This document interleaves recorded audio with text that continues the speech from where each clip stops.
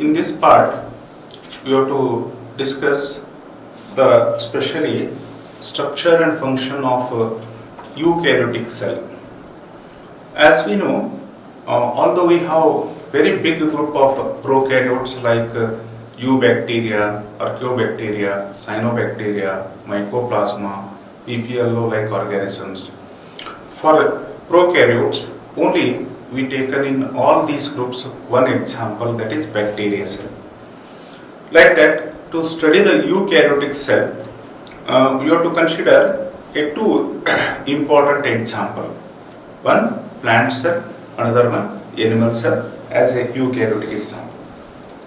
As we know, especially we have two coverings are there around the cell, especially plant cell. One is a cell wall, another one cell membrane. Whereas in case of animal cell, only one coating is there, that is cell membrane is only the outermost covering, that is single layer. Then in protoplasm, the first part is cytoplasm, where we have to discuss different types of cell organelles, as well as we also discuss non-living substance. Its name is ergastic substance. Then finally, in the conclusion, we have to discuss in detail nucleus. In addition to that, in our textbook, there is a chromosome information is also given in detail. Now, we begin with a first term, that is the covering, where we have to discuss the structure of a plant cell wall. If we want to get the specially pure cell wall, you have to take a dead cell, because in dead cell wall is only remain, and other all cell organelles, nucleus, cell membrane, everything is absent there. For example, you take the sclerenchyma fibers, scleroids, tracheae and tracheids of xylem. These are all dead cells. If you take a section of dead plant cell, only cell wall is remained. If you consider the plant cell wall, typically the plant cell wall composed of middle layer, lamellae. Lamellae refers to layer. Then second one, primary cell wall. Most of the plant cells having only these two coatings. Middle lamellae, it is common for one plant cell to the another plant cell, and primary cell wall. Very rarely there are especially secondary and tertiary cell wall is also there.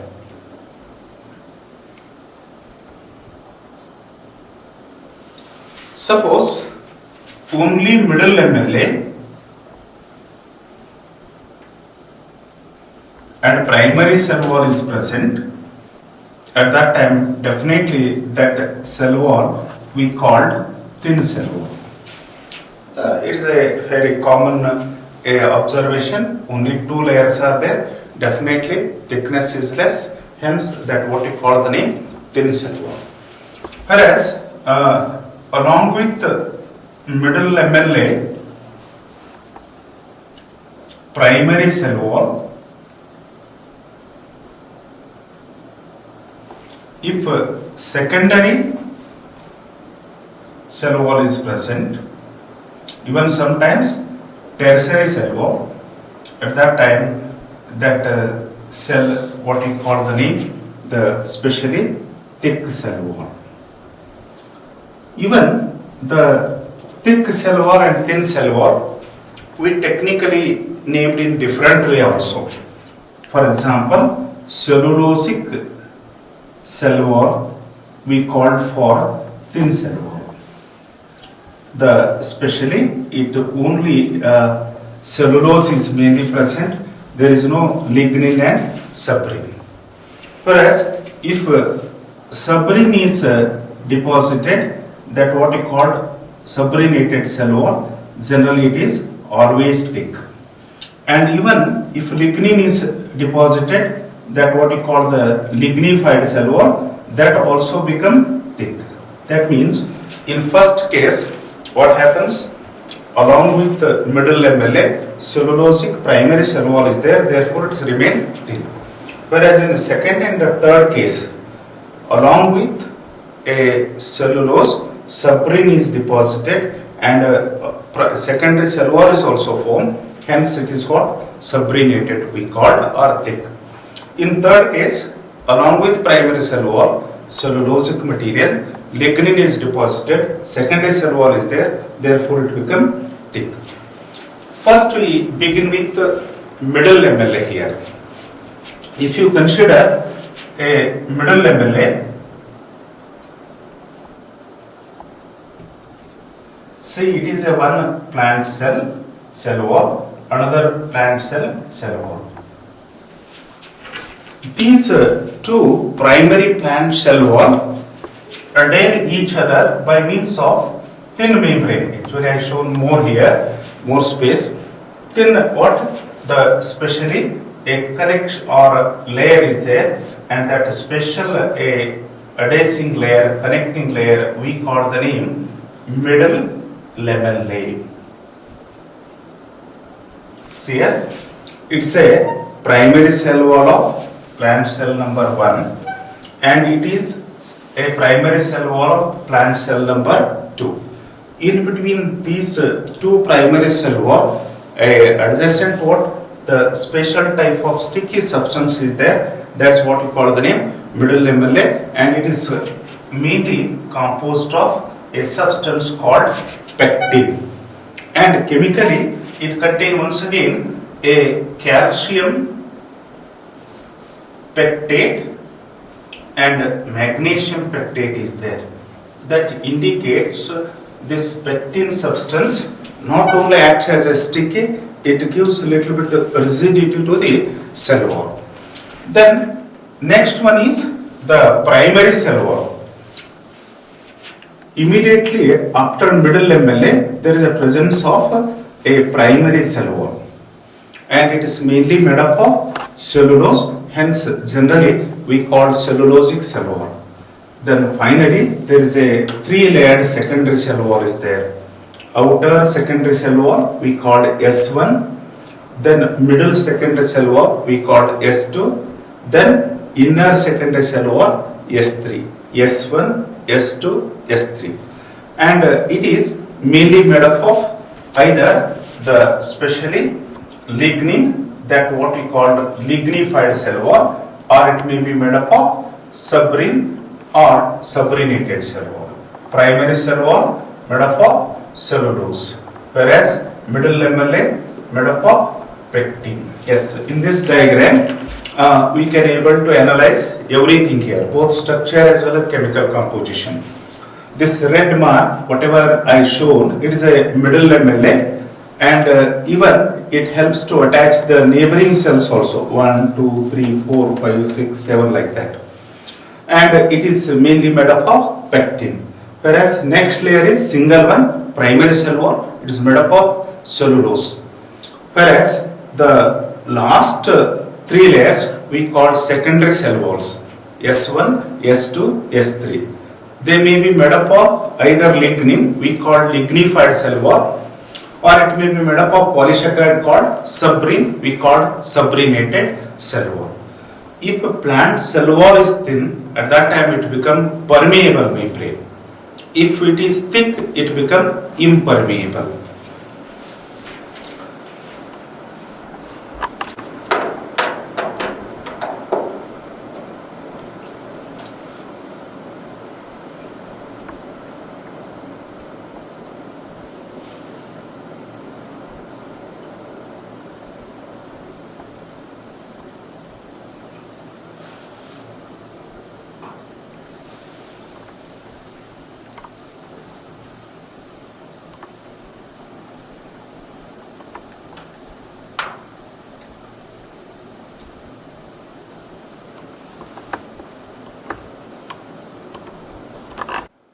there is a small protoplasmic channel is there which connect one cell wall with another cell wall. That specialized structure is called plasmodesmata. That is, plasmodesmata is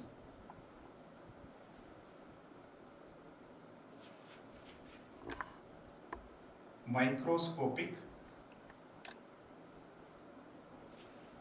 channel present in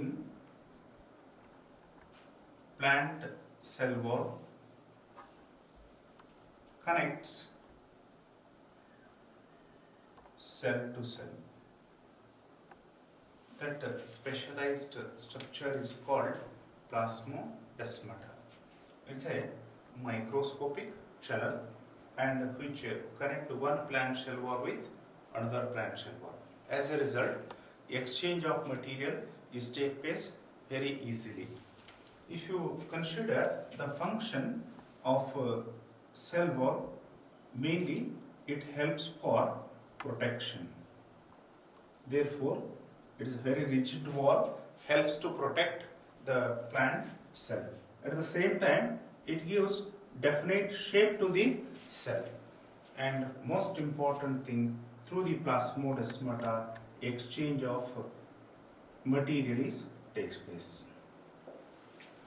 Then, one more most important term with concern with what we called the specially membrane, because the plant cell wall as well as cell membrane, these are all the special structure. They behave different way during the exchange of material. As we know, a thin, transparent structure we call the name membrane.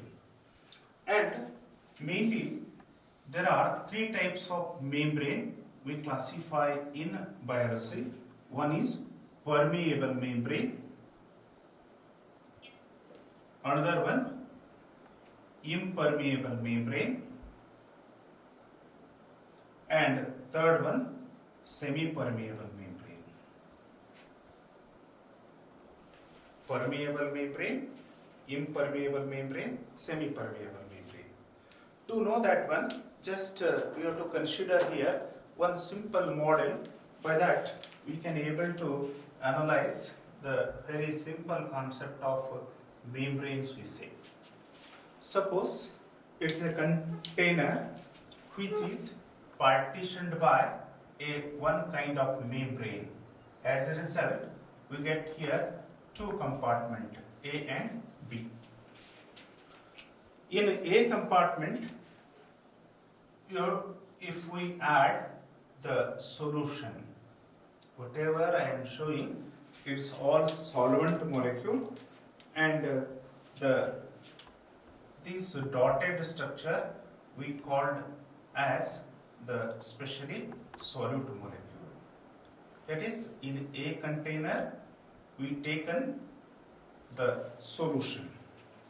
You know, solution is a bicomponent homogeneous mixture which composed of solute and solvent, where solute is dissolved homogeneously in solvent. Suppose this membrane is impermeable. If this membrane is impermeable, either solute or solvent may not pass through the membrane. Therefore, impermeable membrane is one, the membrane which may not allow to pass any substance through it. That what we call the name impermeable membrane. Best example, thick plant cell wall is a best example. Either it may be subrenated plant cell wall or lignified.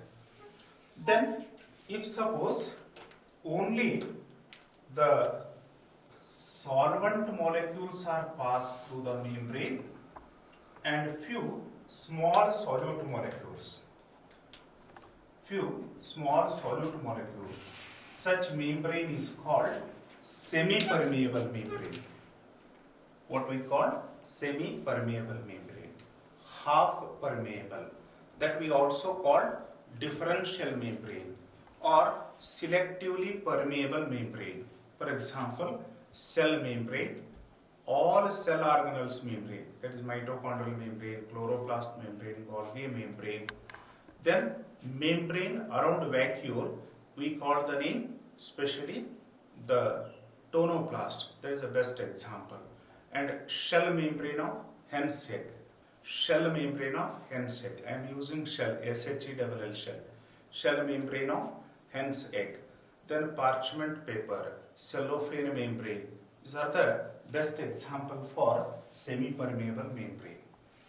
Then the membrane which allow to pass all the substance, both solute as well as solvent.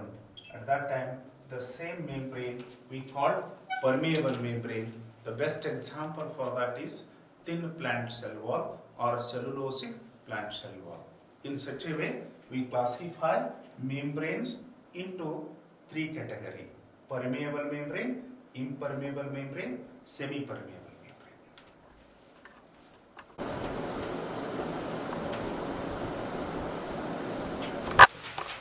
If you consider the three types of membrane, just I written here definition of these three types of membrane.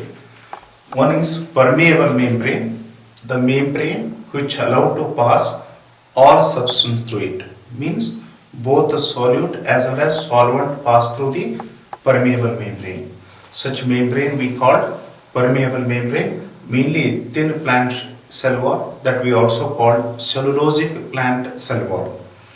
Another one, impermeable membrane, generally the membrane which may not allow to pass any substance through it, means either solute or solvent is not passed, that what we call impermeable membrane. Thick cell wall, we seen a subrinated cell wall in endodermis of both monocot and dicot root. They form Casparian strips. At the same, during secondary growth, the specially fork is formed by the subrination process. At the same time, we have lignified cell wall in different plant tissues like sclerenchyma fibers, different types of scleroids, tracheae of xylem, tracheids of xylem, xylem fibers, phloem fibers. These are all best example for lignified cell wall. At the same time, during secondary growth, whatever the hardwood and chapwood is formed, a special kind of xylem, that is also highly lignified one. And most important, repeatedly we using this membrane, that is semi-permeable membrane, or in other words we call differential membrane or selectively permeable membrane. It is a membrane which allow to pass all the solvent, few small solute molecule. Therefore, it is called semi-permeable, half permeable. Only half of the solution component is permitted. Or differential membrane, that means it differentiate smaller and larger. Smaller one is allowed and larger molecules may not be allowed. Selectively permeable, it is permeable but it go for selection. Smaller molecules are selected, larger one rejected. Therefore, selectively permeable membrane we call. For example, cell membrane or plasma membrane is the best example for semi-permeable membrane. All cell organelles membrane, mitochondrial membrane, Golgi complex membrane, endoplasmic reticulum membrane, and other what we called the cell membrane bonded cell organelles. Even nuclear membrane is also best example for semi-permeable. The membrane present around vacuole. The membrane present around vacuole we call tonoplast. It's the best example for semi-permeable membrane. Then you know hen's egg is covered by a calcareous white color hard shell. Below that shell membrane is there. That is also best example for semi-permeable membrane. And even in especially practical urinary bladder of goat and sheep we used to show the semi-permeability of the especially membrane. And very recently especially in dilating machine and RO, that is reverse osmosis water filtering plant, RO plants, generally we used parchment paper, and very recently cellophane membrane is used. That is a role of membrane through which osmosis is carried out. As a result, we get a mineral water which is free from pathogen, that is viruses, bacteria, and also a known quantity of minerals and salts are filtered in regulated pattern by use of what? Cellophane membrane. And even in diluting machine also that semi-permeable membrane is used, that is cellophane membrane. That membrane play a very important role to remove the poisonous substance or urea or nitrogenous waste in a dialytic patient.